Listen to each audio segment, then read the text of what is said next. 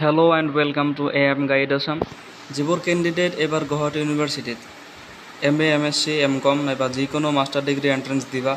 তোমালোকৰ online apply কেতিয়া আৰম্ভ হ'ব তাৰ লগতে কেনেকৈ এপ্লাই কৰিব লাগিব ডকুমেণ্টছ কি লাগিব এপ্লিকেশ্যন ফিজ কিমান হ'ব পাৰ ছাবজেক্ট আৰু ষ্টেপ বাই ষ্টেপ প্ৰচেছ তোমালোকক আজি এইটো ভিডিঅ'ত মই দেখুৱাই যাম সো ফাৰ্ষ্ট অফ অল তোমালোকে চাব পাৰা গুৱাহাটী ইউনিভাৰ্চিটি PG এডমিশ্যনৰ কাৰণে অলৰেডি নটিছটো দিয়া গৈছে আৰু ইয়াৰ যেটো এন্ট্ৰেন্স গুৱাহাটী ইউনিভাৰ্চিটিতে মানে অনুষ্ঠিত কৰা হ'ব এতিয়া তোমালোকৰ যেটো অনলাইন এপ্লিকেশ্যন সেই অনলাইন এপ্লিকেশ্যনটো আৰম্ভ হ'ব জুনৰ ফাৰ্ষ্ট উইকত এতিয়ালৈকে লিংকটো ৰিলিজ হোৱা নাই সো লিংক ৰিলিজ হোৱাৰ লগে লগে তোমালোকে এপ্লাই কৰিব পাৰিবা আৰু এপ্লাই কৰাৰ পিছত তোমালোকে 1000 এটা এপ্লিকেশ্যন ফিজ দিব লাগিব এটো এটা সাবজেক্টৰ কাৰণে হয় সো এটা ব্ৰিফ তোমালোকে চাই লোৱা অনলাইন এপ্লিকেশ্যন জুনৰ ফাৰ্ষ্ট উইকত ষ্টাৰ্ট হ'ব আৰু এডমিট কাৰ্ডটো তোমালোকে 1 জুলাইৰ পৰা পাবা আৰু এন্ট্ৰেন্স এক্সামটো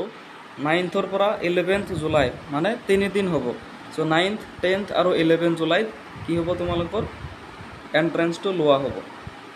তাৰ পিছত যদি চাও মেৰিট লিষ্টটো লাষ্ট উইক অফ জুলাই আৰু তোমালোকৰ এডমিশনটো আগষ্টত মানে লোৱা হ'ব সো এইখিনি হল এটা brief information regarding GO PG entrance exam. Now I will have to look into the documents that are required to apply for PG entrance exam. Okay, so তোমালোকক মই দেখাই দি আছো কি ডকুমেন্টস লাগিব বা step by step process so যিবোৰ candidate ইয়াতে apply কৰিবা মাস্টাৰ ডিগ্ৰীৰ কাৰণে তোমালোকৰ ফাৰ্ষ্ট অফ অল যেটো ডকুমেন্টস লাগিব সেয়া হৈছে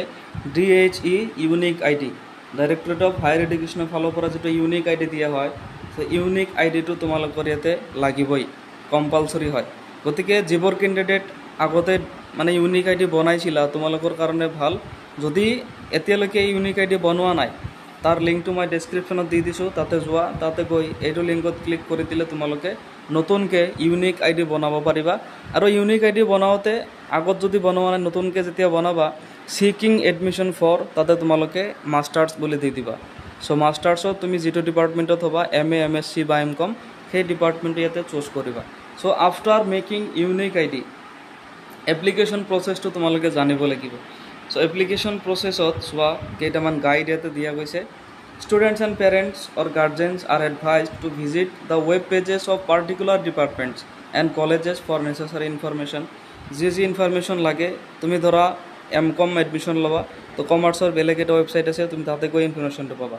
so keep ready all documents and information required to submit along with the application form তুমি এপ্লাই কৰোতে যিখিনি ডকুমেন্টস লাগিব ফৰ এক্সাম্পল তুমি MSc ৰ কাৰণে এপ্লাই কৰিছা MSc জুলজি সো তুমি এপ্লাই কৰোতে তোমাৰ গ্ৰেজুৱেচনৰ যিখিনি ডকুমেন্টস আছে সেই গোটেইখিনি লাগিব marksheet registration DHE unique ID তাৰ পিছত এফালে HS ৰ মাৰ্কশিট যদি খোজে সো যিখিনি ডকুমেন্টস লাগে নাইবা যদি কাষ্ট আছে SC ST OBC তেতিয়াহলে কাষ্ট সাৰ্টিফিকেটটো লাগিব নাইবা যদি EWS ৰ তুমি এপ্লাই কৰিছা যে EWS ক্যাটাগৰী হয় তেতিয়াহলে EWS সাৰ্টিফিকেটটো লাগিব বা BPL ৰ হলে BPL সাৰ্টিফিকেট লাগিব so you need all the documents that are applicable while applying so apply কৰোতে যিখিনি তোমাৰ ডকুমেন্টস ৰিকোয়াৰ্ড সেই গোটেইখিনি তুমি নিজৰ হাতত ৰাখিব লাগিব আৰু যাৰ এতিয়ালৈকে মাৰ্কশিট আহা নাই তেওঁলোকে প্ৰবলেম ইয়াতে কোনো প্ৰবলেম ফেস কৰিব নালাগে কোনো চিন্তা কৰিব নালাগে মাৰ্কশিট এতিয়া যদি তোমালোকে আপলোড দিব নোৱাৰা পিছত আকৌ লিংক খুলি দিয়া হ'ব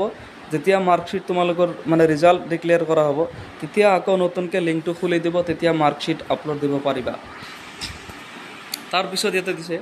an applicant can apply to one traditional course and two disciplinary or two interdisciplinary courses only please check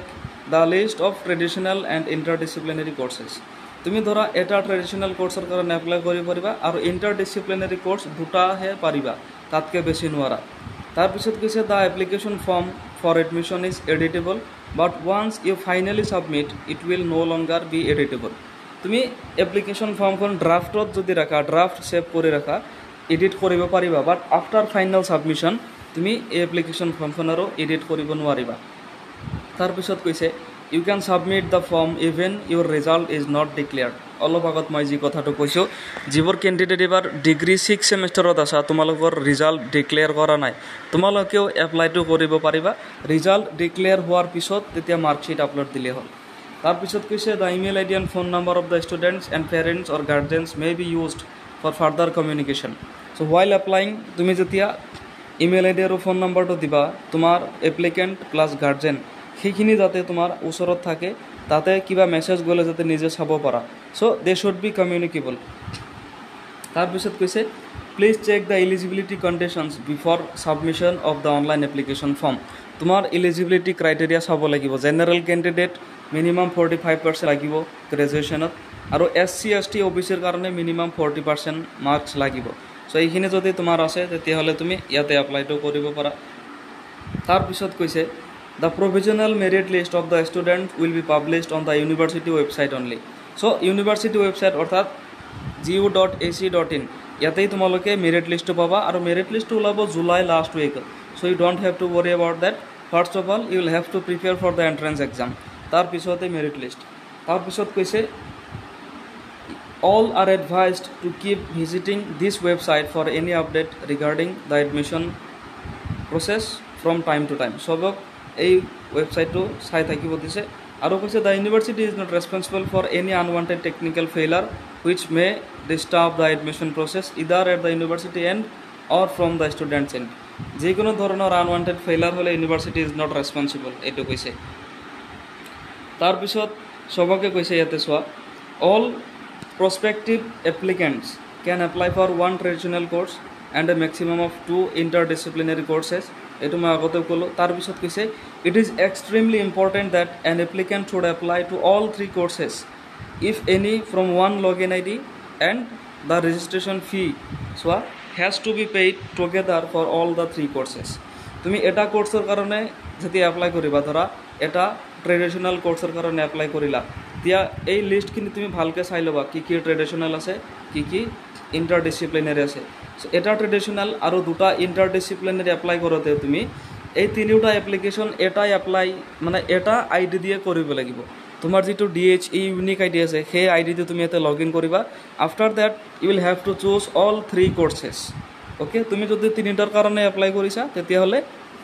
তুমি তিনিওটা একেলগে চুজ কৰিব লাগিব বেলেগ বেলেগকে ইয়াতে এপ্লিকেশ্যন ID বনাই এপ্লাই কৰিব নালাগে ওকে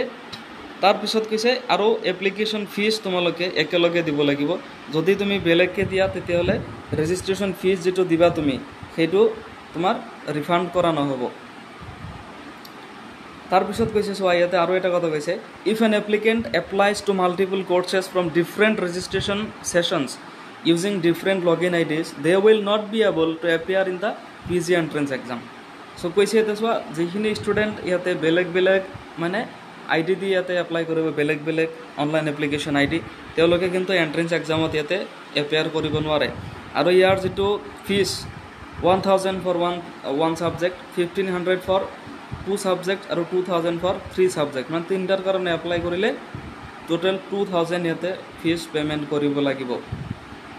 এতিয়ালৈকে যেহেতু ৰেজিষ্ট্ৰেশ্যন তোমালোকৰ আৰম্ভ হোৱা নাই জুনৰ ফাৰ্ষ্ট উইকত ষ্টাৰ্ট হ'ব that's why I have made this video' regarding online application process and all the documents that are required to apply so' ইয়াৰ পিছত যেতিয়া তোমালোকৰ লিংকটো খুলিব তেতিয়া মই ষ্টেপ বাই ষ্টেপ প্ৰচেছ দেখুৱাই দিম কেনেকৈ এপ্লাই কৰিব লাগে DHE ইউনিক ID যাৰ যাৰ নাই এতিয়া বনাই লোৱা তোমালোকৰ ইউনিক ID বনোৱা যিটো লিংক আছে মই ডেছক্ৰিপশ্যনত দি দিছোঁ সো আজি এই ভিডিও মই ইমানতে সামৰিছো যাৰ যাৰ ডাউট আছে মনত মোক কমেন্ট কৰি জনাবা মই ৰিপ্লাই দিম সো আজি এই ভিডিও মই ইমানতে সামৰিছো thank you so much for watching the video have a great day